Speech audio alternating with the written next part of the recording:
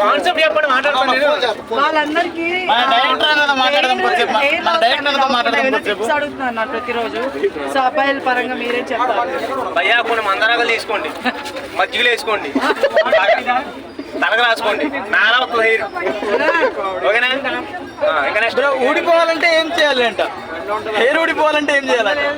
ఎంత ఇంజనీర్ రాసుకోండి అలాగే. ఊడిపోవడం కాదు, మళ్ళీ ఇంకోసారి రాదు.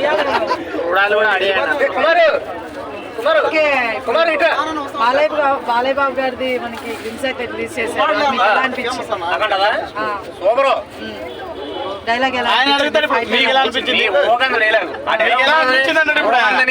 అదే అడుగుతాడు. చెప్పండి. అది ఊకన్నది డైలాగ్ చెప్పండి. పెద్ద డైలాగ్ అది. అది ఊకన్నది అంతే డైలాగ్ లోని. నెక్స్ట్ ఫ్లూటు జింక ముందు సింహ ముందు కాదని చెప్పండి. మనుషులు కదా. నెక్స్ట్ అక్కడ నెక్స్ట్ ఇంకోటి చెప్పండి. అంటే నెక్స్ట్ రాసుకొని రావాలా బ్రో? బ్రో చిట్టి బాబా పికిల్స్ పచ్చడి చెప్పొచ్చు కదా బ్రో? పచ్చడి పోయింది భయ్య, అది మా ఊరి పచ్చడి. ఇది చెప్పాను కదా, శ్రీ విశ్వ పికిల్స్ అని. అంటే పచ్చడిలో స్టార్ కదా ఆమె. పచ్చడి కెరీర్ నాకు లేదు, కెరీర్ మీద ఫోకస్ చేయలేదంట. అసలు ఫోకస్ చేయను పచ్చడి కోసం. పచ్చళ్ళ పాప గురించి అడుగుతున్నారు, ఏం చెప్తారు కుమార్? పచ్చళ్ళ పాప సంగతి ఏంటి మరి? ఏం చేద్దామంట? పచ్చళ్ళ పాప లవర్ అయినా మరి ఆమెకు తెలుసా? ఆమెకు తెలుసా? చెప్పిన విషయం ఈయనకేం తెలుసు ఎవరని చెప్పాలంటే. తెలుసు పెళ్లి చేసుకుంటా అన్నాడు పచ్చళ్ళ పాపని. నువ్వు గరిట తిప్పు నేను ఆయిలేస్తా అంటే చూసాం అమ్మాయి.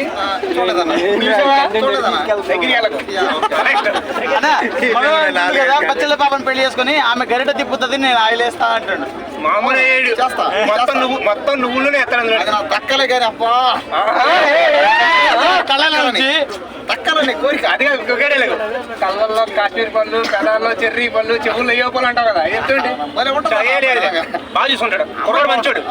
బ్రో నెక్స్ట్ అయితే సరే, ఇప్పుడు బాలయ్య బాబు గారి సినిమా అఖండ 2 వస్తుంది కదా, కలెక్షన్ ఎంత వస్తుందో ఒకసారి అడగచ్చు కదా అన్నది.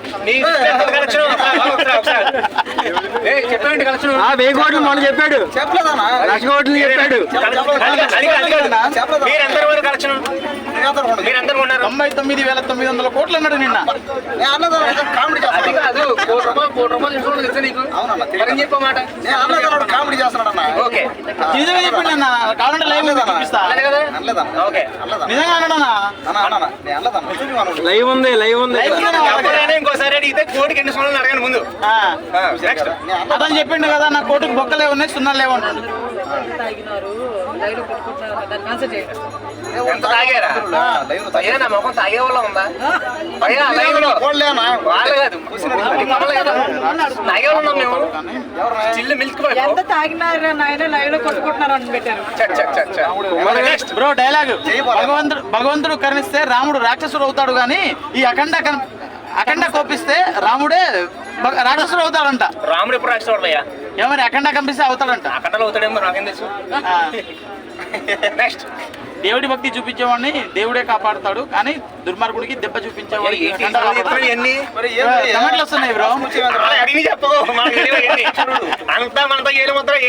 ఓకే, ఇప్పుడు శ్రీజ గారు రీఎంట్రీ ఇస్తున్నారు అండ్ మాస్ మ్యాన్ కూడా వస్తున్నారంట.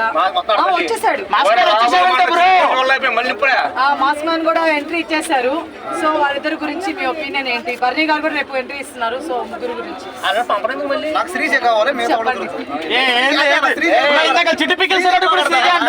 మనిషి కాదా?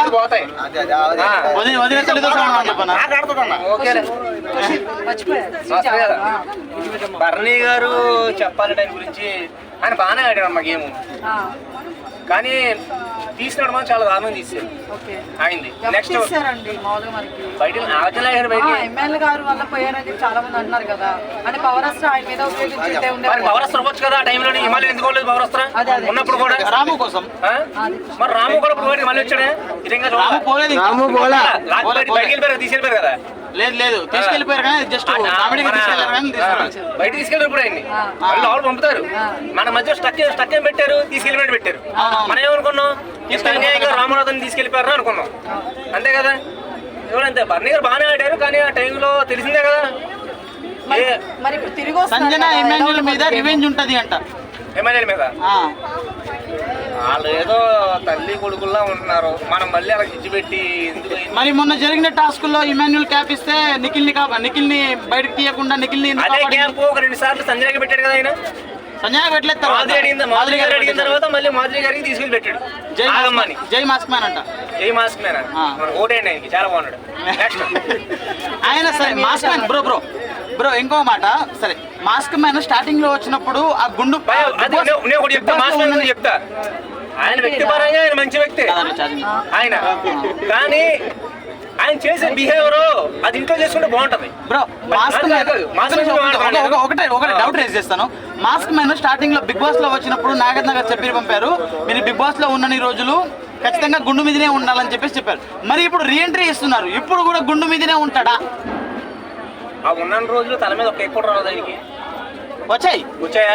మరి నాగార్జున చెప్పినప్పుడు గుండుతో ఉన్నప్పుడు గీక్కుంటున్నాడు, 3-4 సార్లు గీక్కున్నాడు. రోజు అయిపోయి గుండు మీద